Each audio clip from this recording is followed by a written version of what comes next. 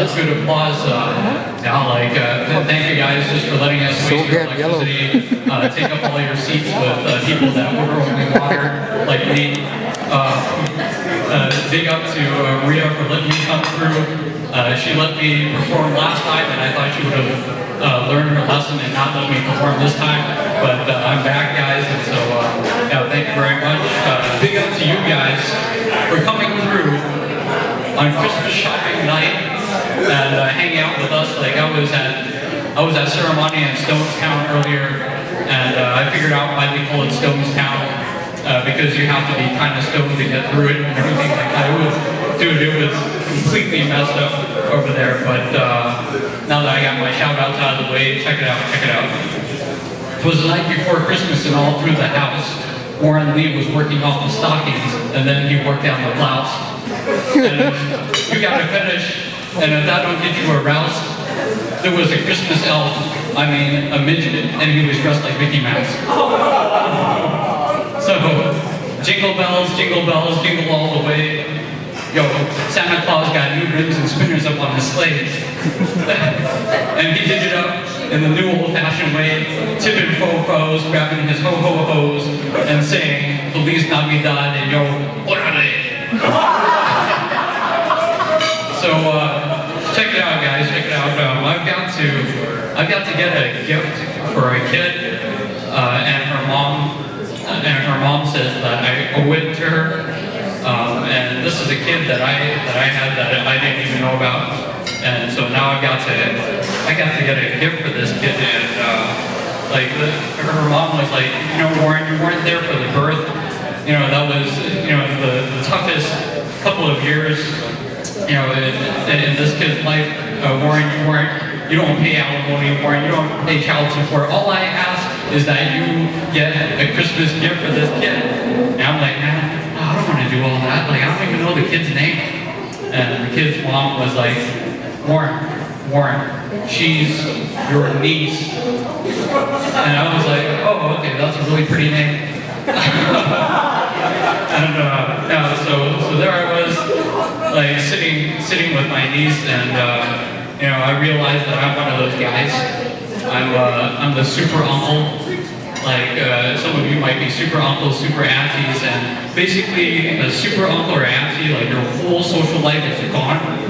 Like, and it's not even your kid. I mean, it's blood related, yeah, but whatever. Like, your whole social life is gone. They're like, hey, Warren, do you want to go out clubbing with us? And I'm like, I got the kid, guys. I'm sorry, I can't. And they're like, hey, Warren, do you want to play Halo 4 with us? And I'm like, yes, that's something I can do.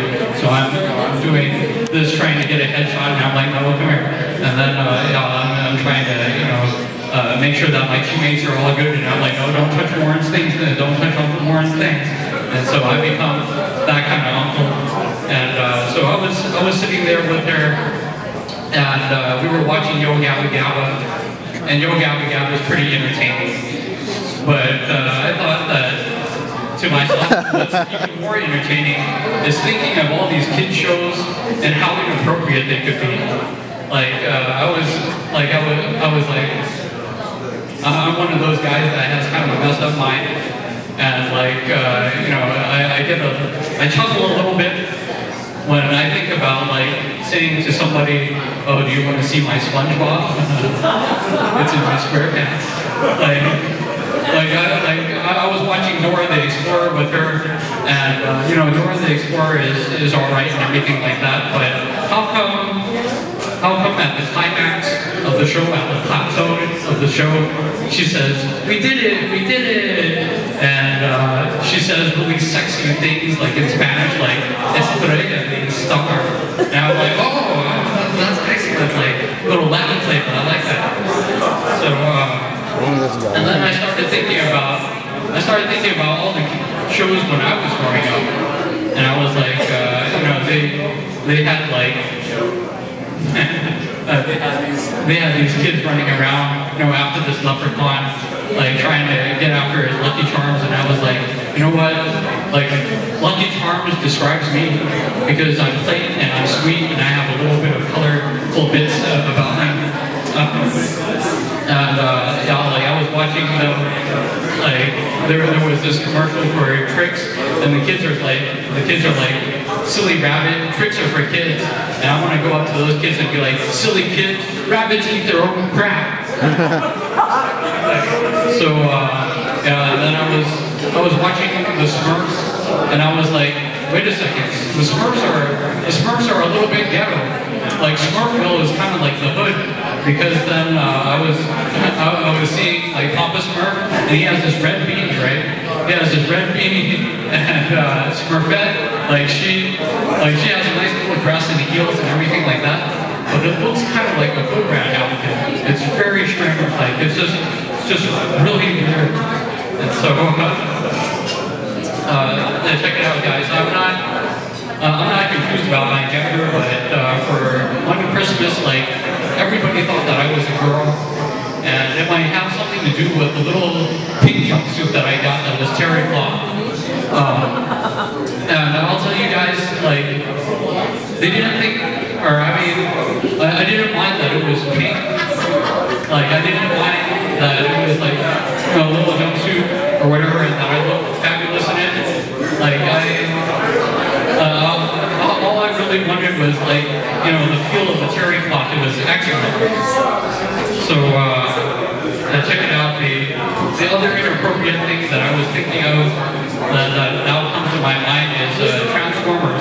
How inappropriate is that? Like, say if you had a show kind of like RuPaul's Drag Race, and it's like the Autobots versus the Decepticons, and you know what I'm saying? Like, and like Optimus Prime is there, like doing her nails with a little bit of car touch-up paint, talking about that bitch Megatron. She don't know what she's talking about. I got my platinum eyebrows. I got my quarter panels wax, girl. I'm ready to take over the world.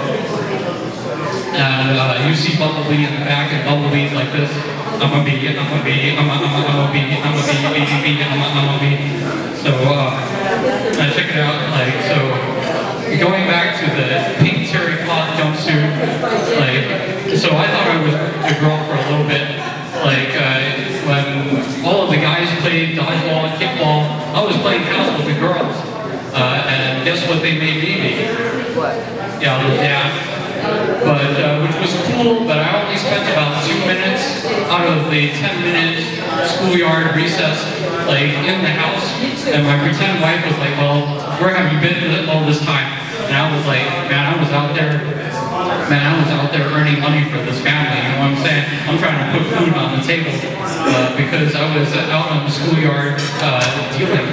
Like, I was actually hustling. I was a little D-boy, or as I like to call it, a C-boy. Because the only illicit substances that I had was candy. And I was like, hey, what's up, man? I had on this overcoat, and when you're that age, everything's in an overcoat. And I was like, what's up, man? What's up, man? What you after, man? What you after? You want some tabs, man? I got the Tic Tacs right here, man. I got that for you. What's up, man? If you want sugar straws, I hand rolled them myself, man. What's up? What's up? You want powder? You after that powder? I got that Kool-Aid powder right here for you, man. And again, so I was out there hustling. But one thing that really gets me down is I think that Christmas is made possible by the proud makers of milk, which is bad because I'm lactose intolerant. And like, I mean, the last time I had a White Russian, let's say that didn't go well. Afterwards of having after having a White Russian, she was like spasiba, and I was like pajasta.